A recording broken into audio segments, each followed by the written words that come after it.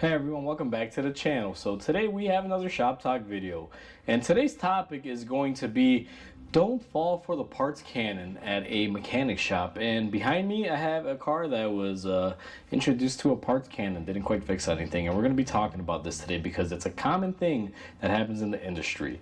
So before we go ahead and begin, if you haven't subscribed to the channel, hit the subscribe button down below. Definitely smash the like button because it helps the channel out. And with that said, let's go and get started on today's video. So behind me, I have a Buick vehicle that has a 1.4 liter turbo 4-cylinder engine. And this vehicle owner took it to two other shops prior to coming to my shop. And he had spent some money on it previously at these other shops, but no avail. Didn't really fix the issue. So this vehicle rolled in with a P0171, which is typically a System 2 lean code, meaning you got too much air in the system or not enough fuel going on. But since it wasn't really misfiring like crazy, and it just felt like a little bit underpowered, like it was diluted, I figured we have an air leak as soon as I saw that code. And then the second code that I had was a P0420, which if you've been around automotive for a while, P0420 is usually a bad catalytic converter. Like, boom, done, replace it. Or at least that's what people assume. So first shop he took it to, they told him, hey, you need to replace your mass airflow sensor or clean it.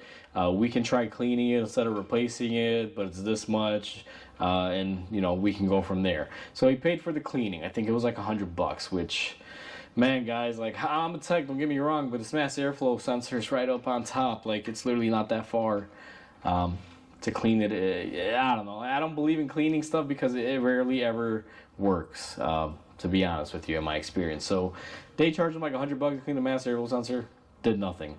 Then I believe they recommended he replace the mass airflow sensor. So they went ahead and replaced it, but it still didn't fix the issue. And then the customer kind of argued with them, and they just told him, you know what?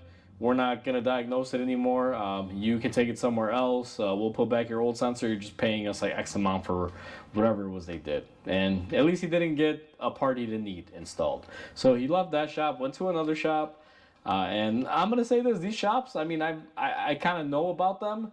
And I mean, they're not horrible, but they're not great. They're fairly mediocre to say the least.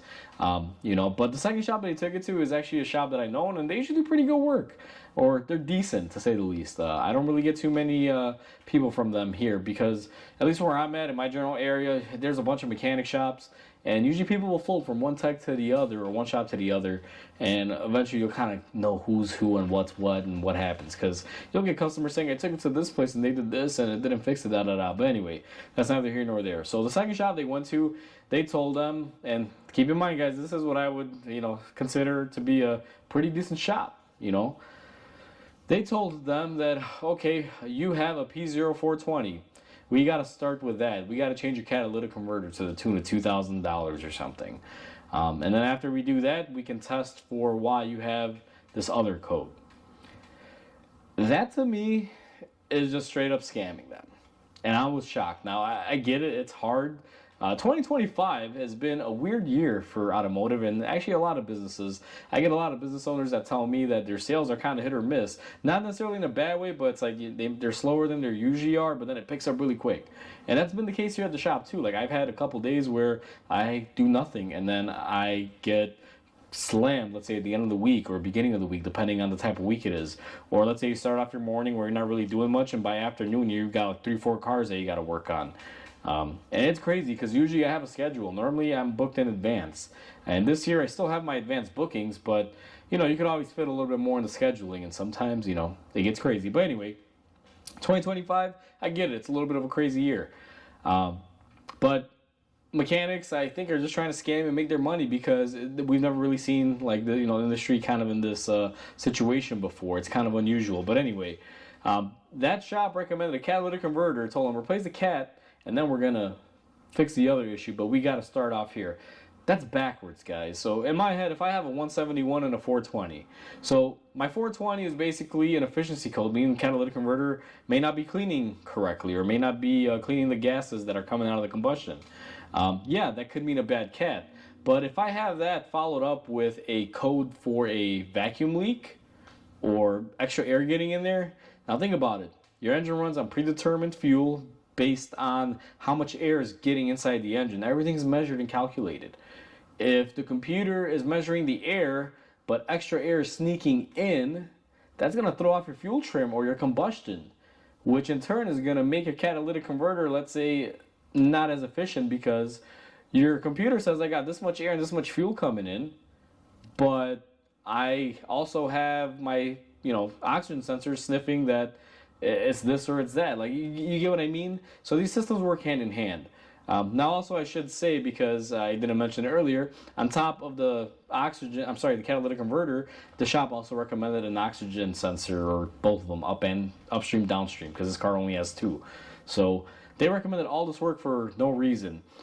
In my mind, when they brought it to me, they told me that they needed oxygen sensors and a catalytic converter. They were just trying to get a price. And I told them, you know what, bring it in. I don't trust other shops, Diag, so bring it in. As soon as I hooked up my scanner and I saw what kind of engine it was, because over the phone they didn't really give me too many details, I just booked the appointment for a Diag. They brought it in. I brought it in, and I can kind of hear the engine. You could tell something was, leaking. We had a vacuum leak. Bring it in. I proceeded to move the little beauty cover that, these cars have, and I immediately took my thumb and I plugged the little PCV valve diaphragm port, and as soon as I put my thumb over it, you could just hear like, and it stopped. Remove it, it's like, and then so on. Then I decided to take my brake cleaner and just spray around it, and sure enough, my engine started idle surging up and down, up and down. And I was like, okay, well, we pretty much confirmed that the valve cover needs to be replaced because the diaphragm is integrated in there. But I was like, let me bust out my smoke machine. Let me smoke test it. Sure enough, busted out the smoke machine just to verify, because even though I verified it, it's nice to actually see it. I'm the type of shop that I like to take pictures of stuff, so if my customers ask, like, hey, this is the proof in the pudding. And I needed a way to visually show them, aside from a video of, a car going when I put my thumb over the valve, or the PCV port. So I put the smoke machine on it, took literally just a couple seconds, and you can see it smoking out. So, it was confirmed. And literally all it took, I think this whole job in total is about like $300. Car was fixed. Done. Car's back together. It's currently behind me. I put the miles on it that I normally do for testing. I've monitored my fuel trims while I was driving it just to make sure that my catalytic converter is functioning correctly. And guess what? All is well. Car's working beautifully. So what do we learn from this? We learn about getting valued opinions. Now, I notice I said valued opinions. I didn't say a valued second opinion, because sometimes a second opinion could be wrong too. It's very difficult, guys. There's a lot of shops that just load the parts can, and that's what was done to this car. It first started off with the mass airflow sensor, or MAF sensor, and then it turned into, let's do the catalytic converter and this and that. And if the customer had did it, he would have been out of a lot of money for no reason. Now, here's the thing. He did spend money on this car. I believe he has, I think the first shop charged him about $250 for whatever they didn't do, just checking it and wasting his time. They billed him for that, and he had to pay it. Otherwise, he wasn't going to get his car back. The second shop, he paid them for a diagnostic, which was, I believe, $200, he said, which is unfortunate, but, it happened. So this vehicle owner has about $500 into this car before even doing the repair. I mean, more like $450, but still, let's call it $500. $500, car's not fixed, but the repair actually costs $300. The math ain't mathin'. If he had gone and just gotten a couple opinions, now you get it, most shops are going to have a paid diagnostic.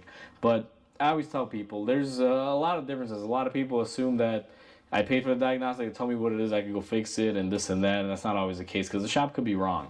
If you go to a shop and you get a diagnosis and then you say, okay, I don't want it, and you go do it yourself and it doesn't fix it, don't blame that shop, because technically if it's in their hands and they make that call and they do the repair, it falls back on them.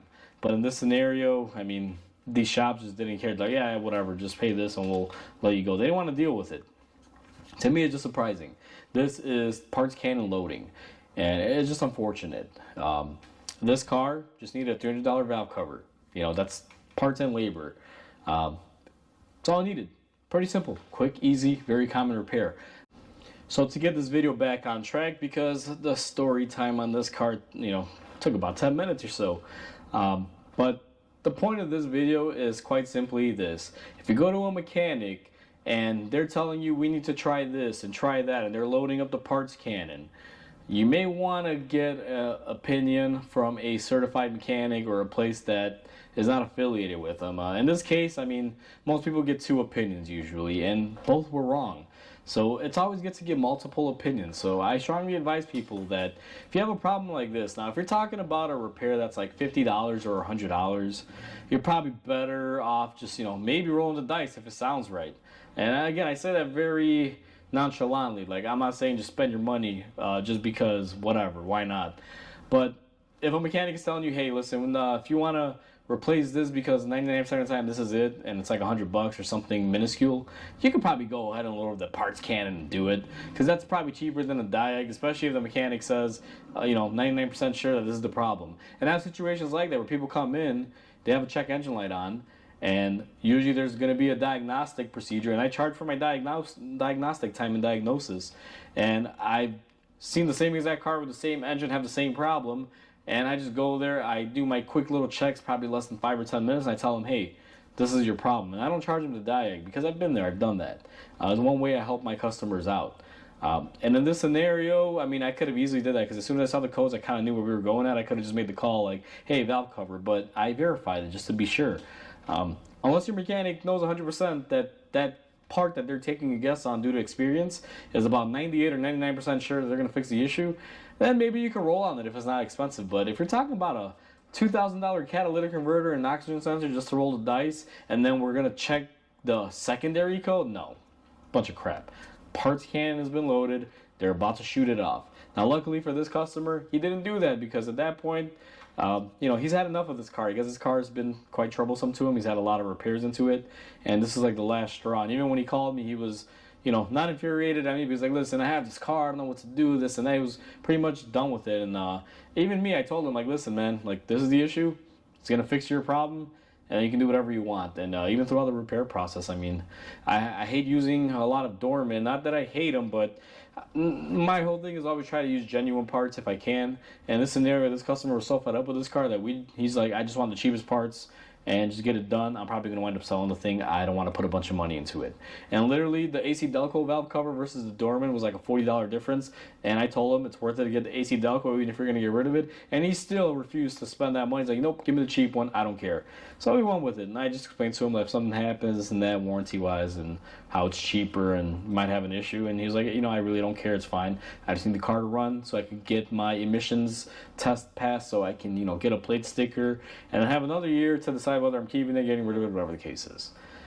So we did just that. So moral of the story, guys, don't load up the parts cannon. And if you're going to a mechanic and it doesn't sound right, where they use keywords like, we're going to try this first, or we should start off here, you may want to be careful when you spend your money, because sometimes it's not always the case. Unless they can say, hey, listen, I've seen this before, very common issue. This is what we're going to do and start off here, and that'll pretty much take care of your issue, and you can tell they're confident.